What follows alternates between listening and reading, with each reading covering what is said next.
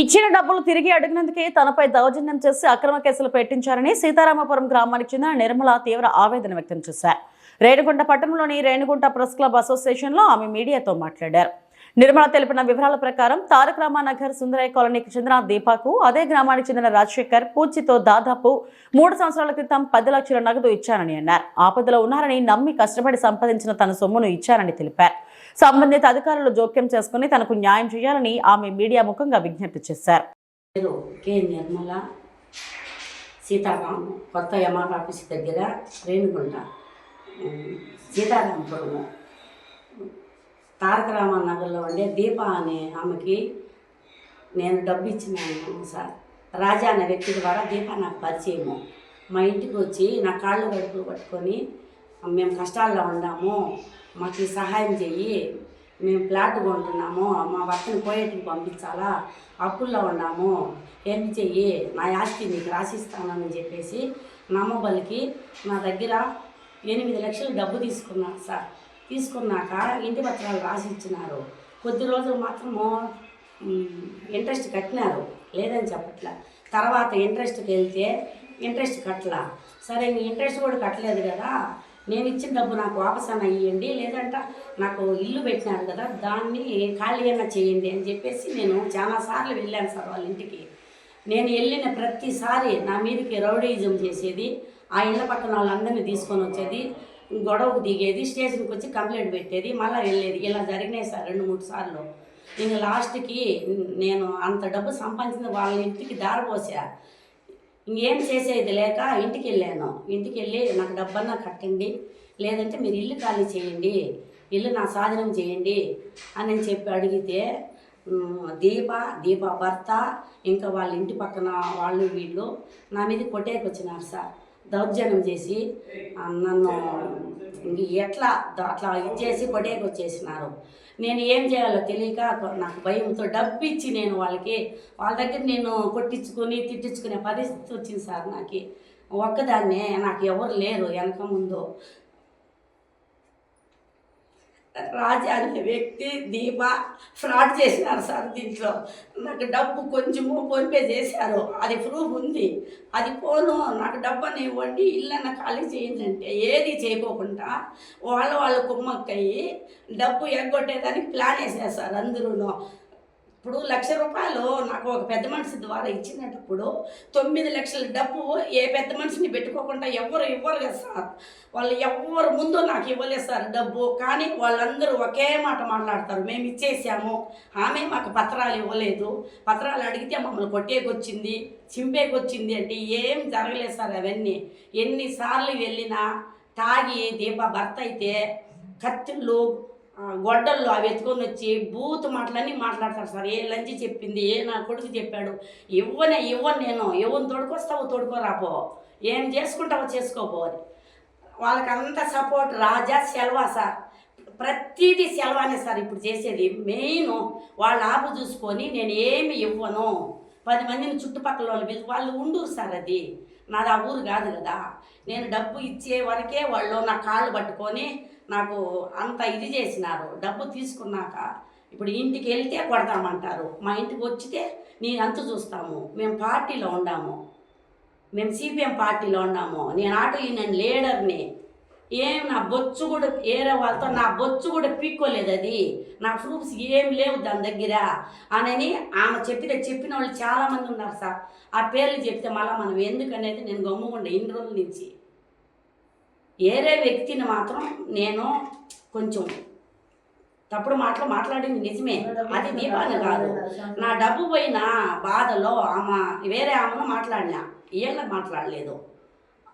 ఏం సార్ ఇంకా నేను ఆత్మహత్య చేసుకునే అంత పరిస్థితి వచ్చింది సార్. ఉన్నిందంత ఎత్తుకుపోయి ఆడ పెట్టాను.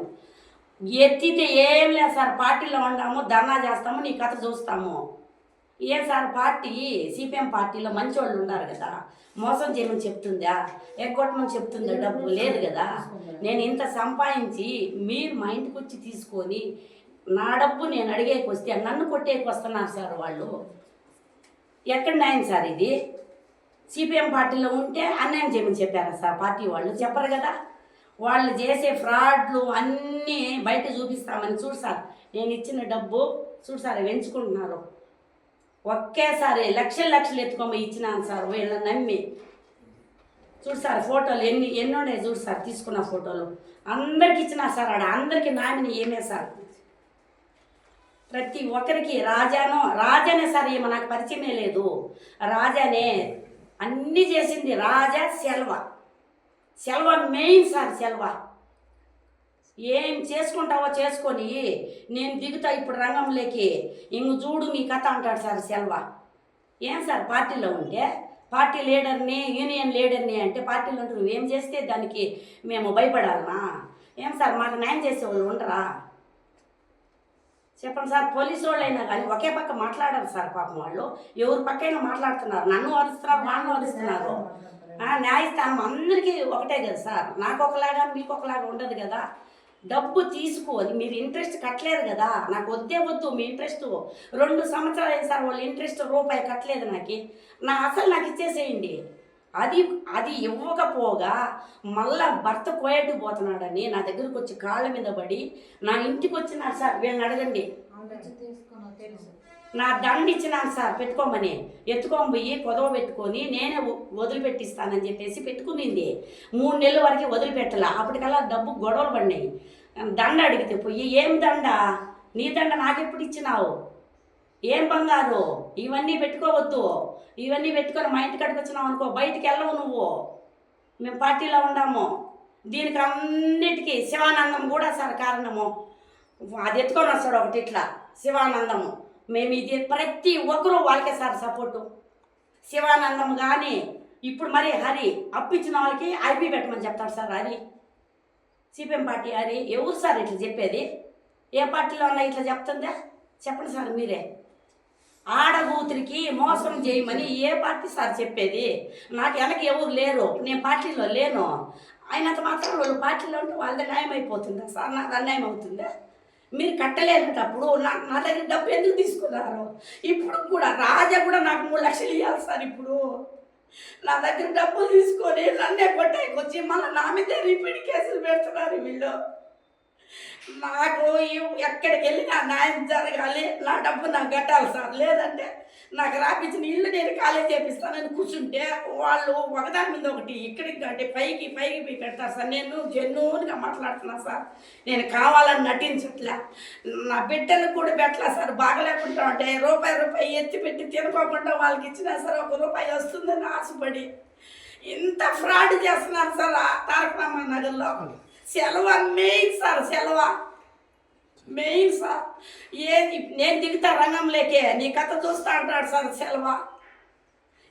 పార్టీలో తప్పు జరిగిందని తెలిస్తే తీసేస్తామని చెప్పారు. రికార్డింగ్ ఉంది. సెల్వరాజు దీప భర్తకి ఫోన్ చేసి మీ భార్య నిర్మలమ్మతో మాట్లాడుతుంది, మళ్ళా రేపు నేను మోసం చేయించినాను మీ దగ్గర తెలిస్తే ఆమెకి రేపు నా పరిస్థితి ఏంటి, అప్పుడు నన్ను ఏం చేస్తారు వాళ్ళు, నేను అందుకే మీకు సహాయం చేసింది, నీ పిల్ల నిర్మలమ్మతో మాట్లాడుతుంది అక్క బాగున్నావా అది ఇది అని. దండ నాకు ఇచ్చేదానికి కూడా తీసుకొని వచ్చితే దండ కూడా ఇయ్యొద్దు, ఇప్పుడు ఇచ్చినారంటే దొంగ అవుతావు నువ్వు, ఏం చేసుకుంటారో చేసుకొని ఎక్కడికైనా పోని ఇచ్చేదే లేదు, నువ్వు ఇచ్చేసావని చెప్పాను. మెయిన్ సెల్వరాజు ప్రతి ఒక్కటి ఆమెకు ఎక్క చెప్పేసి మెయిన్ క్యారెక్టర్ సెల్వాది. కానీ డబ్బు మాత్రం దీపాకి ఇచ్చింది రాజాకు తెలుసు. అందరూ కలిసి అబద్ధం ఆడుతున్నారు. మొత్తం అబద్ధమే సార్. అది జెన్యూన్గా నాకు 1 రూపాయి వడ్డీ వద్దు సార్, నేను బతకలేకుండాను, నా పరిస్థితి ఇది, నాకు కూటికి కూడా లేదు అంటే దేహీమని నేను వదిలేస్తా సార్. నిజం ఒప్పుకోండి, వదిలేస్తా. నేనే 10 లక్షల డబ్బు నేను వదిలేస్తా, మీరు నిజాలు ఒప్పుకోండి. నేను బతకలేను, ఇప్పుడు నా పరిస్థితి లేదు, వాళ్ళ మొగుడు నాకు తినడానికి కూటికి లేదు, మేము ఇప్పుడు నీకు కట్టలేమమ్మా డబ్బు అని అన్నాడు సార్. అతని అన్నటప్పుడు కూటికే లేదని రికార్డింగ్ కూడా ఉంది నా దగ్గర. నీకు కూటికే జరగనటప్పుడు మళ్ళా నాకు 9 లక్షలు యాన్ని తీసుకొచ్చి కట్టినారు సార్ మీరు. సరే కట్టినారు, 1 లక్ష రూపాయలు డబ్బు పెద్ద మనిషి ద్వారా నువ్వు తెచ్చి నాకు కట్టినప్పుడు మిగిలిన 9 లక్షల డబ్బు పెద్ద మనిషిని పెట్టుకుని ఎందుకు కట్టలా? నాకు 1 లక్ష రూపాయలకే పెద్ద మనిషిని తీసుకొని వచ్చినావు, నువ్వు నాకు ఇచ్చేసినావు సార్. 1 లక్ష రూపాయలకి రాజా అనే వ్యక్తిని తీసుకొని వచ్చింది, 9 లక్షలకి ఎందుకు తీసుకురాలా రాజాని? ఏమో సార్ నాకు న్యాయం చేయండి, నేను మిమ్మల్ని అదే కోరుకునేది. నాకు ఎవరు న్యాయం చేసేవాళ్ళు లేరు. వాళ్ళంతా మూకు గుమ్మడిగా అంతా ఒకటయ్యి పార్టీలో ఉన్నామని చెప్పి మమ్మల్ని బెదిరించి నాకు డబ్బు ఇవ్వకోకుండా నాకు చాలా నష్టం కలిగించారు. దయచేసి నాకు న్యాయం చేసేటట్టు సార్ చూడండి.